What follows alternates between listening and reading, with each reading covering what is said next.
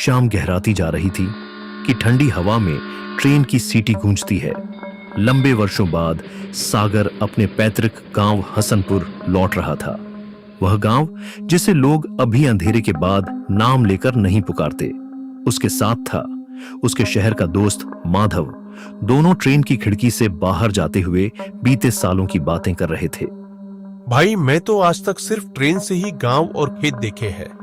कभी गया नहीं मैं असली गांव में। इसलिए जब तूने कहा साथ चल तो मैं सच में बहुत खुश हो गया। ज्यादा खुश मत हो रे।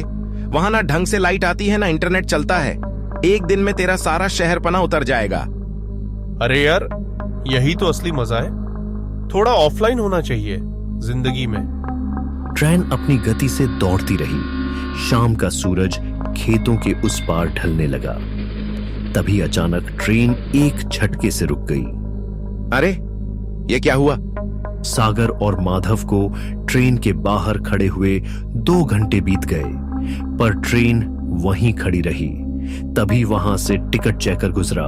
सागर ने उसे रोका। भाई साहब, आगे क्या दिक्कत है? भाई साहब, आगे पटरी टूटी पड़ी है, मरम्मत चल रही है। कम से कम 7-8 घंटे की देरी हो जाएगी। 7-8 घंटे यानी अब गांव पहुंचते पहुंचते आधी रात होनी तय थी। ट्रेन धीरे धीरे रात के सन्नाटे में गांव के पास वाले स्टेशन पर लगभग 11-12 बजे के बीच पहुंची थी। स्टेशन सुनसान पड़ा था। सिर्फ एक चाय की दुकान चलती दिखाई दी। दोनों उस तरफ गए और चाय वाले से बोले, भैया 2 कप चाय बना दोगे क्या?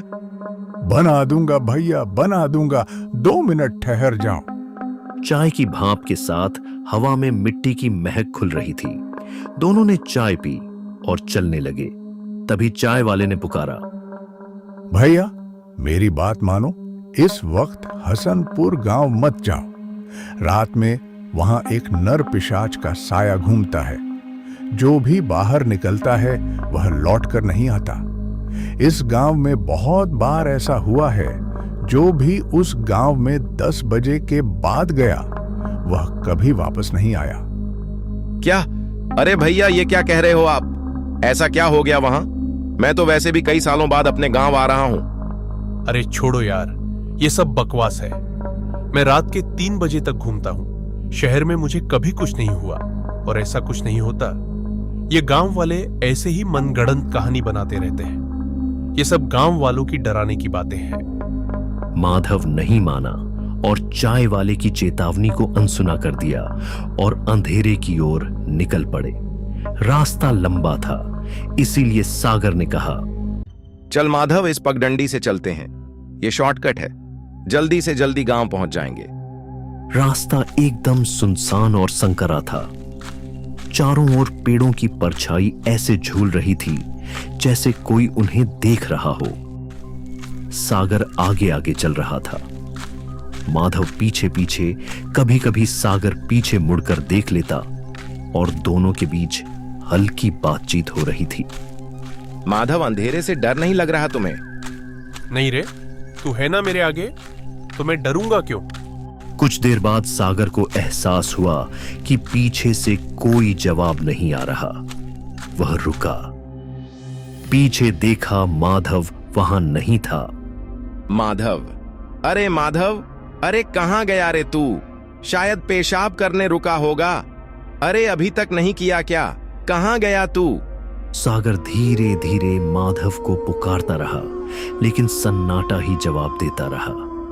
हवा में सरसराहट थी। झींगरों की आवाज अब कुछ ज्यादा ही डरावनी लगने लगी थी। सागर जब तेजी से गांव की ओर बढ़ने लगा, किसी से मदद लेने के लिए अचानक पीछे से आवाज आती है, धीमी पर ठंडी। मुझे छोड़कर कहां जा रहे हो सागर? अभी तो मुझे तेरा गांव देखना है। सागर ने पीछे मुड़कर देखा। अंधेरे में एक काला साया खड़ा था जो सागर की ओर बढ़ रहा था। अरे माधव, कहां चला गया था तू यार? मैं तो डर ही गया था। ठंडी और बदली हुई आवाज में माधव बोला, कहीं नहीं गया था मैं, बस यही था। चल गांव चलते हैं। सागर ने महसूस किया माधव की आवाज बदल चुकी थी, उसकी चाल भी कुछ भारी लग रही थी। वह बोला, माधव, तेरी आंखें लाल क्यों लग रही हैं? अभी तो जब हम स्टेशन से आए तब तो तुम बिल्कुल ठीक थे, अब क्या हो गया? कुछ नहीं, थक गया हूं मैं। चल जल्दी से गांव चलते हैं। दोनों आगे बढ़ते हैं। जंगल खत्म होता है और सामने हसनपुर गांव का लकड़ी का बड़ा सा दरवाजा दिखाई दे रहा है। दरवाजे के ऊपर लटकते नीम के पत्ते और बीच में टिमटिमाता हुआ पुराना दीपक। उसे देखकर सागर ने राहत की सांस ली। माधव देख, गांव आ गया है, अब तो तू खुश है ना? तेरी इतनी हिम्मत, तू मुझे यहां फंसाने लाया है। अब देख तू मैं तेरा क्या हाल करता हूं। तुझे मैं इस गांव के अंदर जिंदा नहीं जाने दूंगा। मैं तुझे मार डालूंगा, तेरी ऐसी हालत करूंगा, गांव वाले भी तुझे देखकर थर थर कांपने लगेंगे। सागर पीछे हट गया। दरवाजे के उस पार से एक बुजुर्ग आदमी की आवाज आई। रुक जाओ, रुक बेटा, पीछे मत जा। वह तेरे दोस्त का शरीर नहीं है, एक काला साया नर पिशाच है। वह तुझे गांव घुमाने नहीं, अपने साथ ले जाने आया है। बेटा पीछे मत जाना, वरना यह तुझे अपने साथ ले जाएगा। दरवाजे के अंदर आ। सागर ने उसे पलट कर देखा। सामने गांव के मुखिया जग रोशन प्रसाद जी खड़े थे। उनकी आंखों में चिंता थी और हाथ कांप रहे थे। रात की हवा और भी ठंडी हो चुकी थी। पेड़ों की शाखाएं किसी अज्ञात लय में हिल रही। सागर उस लकड़ी के दरवाजे के पास खड़ा था, जिसके उस पार था जीवित संसार और उस पार मृत्यु का इलाका। गांव के मुखिया जग रोशन प्रसाद जी दिए की रोशनी में सामने खड़े थे। बेटा बच गया तू, वरना तू भी मर जाता। कौन है तू और कहां से आया है? क्या तुम्हें किसी ने इस गांव के बारे में कुछ नहीं बताया? मुखिया जी, मैं सागर हूँ, रामदीन का बेटा। शहर से अपने दोस्त माधव के साथ आया था, पर वह कुछ और बन गया। अरे अच्छा अच्छा, समझ गया। तो उस किसान रामदीन का बेटा है। बेटा अगर मैं आज सही वक्त पर चक्कर लगाने ना आता तो शायद तू आज ना बच पाता। मुखिया जी की आंखों में गहरी चिंता उतर आई। उन्होंने दिए किलो में सागर की ओर देखा और बोले, मर गया तेरा दोस्त। बेटा जो सामने है वह तेरा दोस्त माधव नहीं, वह एक नर पिशाच है। तेरे दोस्त ने अपनी जान देकर तुझे बचाया है। इस दरवाजे को हमने मंत्रों से बांध रखा है, इसलिए वह इसके भीतर नहीं आ सकता। नर पिशाच, ये क्या होता है? लेकिन मुखिया जी, वह तो मुझसे बात कर रहा था, वह तो रो भी रहा है। सागर ने देखा, दरवाजे के उस पार माधव खड़ा था। उसकी आंखों से आंसू बह रहे थे, पर चेहरा अब इंसान का नहीं रहा था। उसके दांत लंबे, होठ नीले और त्वचा राख की तरह फीकी पड़ चुकी थी। जा भाई, मुझे माफ कर दे जो मैं तुझे रात को यहां तक लाया।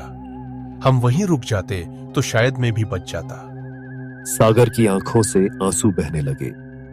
वह अंदर से टूट चुका था, फिर भी वह कांपती आवाज में बोला, माधव, तू ऐसे मत बोल। मैं तुझे यहां से निकाल लूंगा, मैं तुझे वादा करता हूं।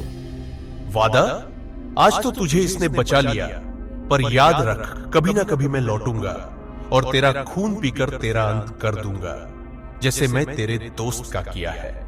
तू सोच रहा है मैं तेरा दोस्त हूं, मैं तेरा दोस्त नहीं, मैं नर पिशाच हूं। माधव की चीखों के साथ अंधेरा और भी गहरा हो गया। एक तेज हवा चली और वह साया वहीं जमीन पर गिर पड़ा। मुखिया जी ने सागर का हाथ पकड़ा और गांव में चला और बताया, बेटा यहां रुकना मौत को दावत देना है, इसलिए गांव के अंदर चल। तो दोस्तों, आज की यह कहानी आपको कैसी लगी कमेंट जरूर करिए दोस्तों। यदि आप कमेंट करते हैं तो हमें मोटिवेशन मिलता है।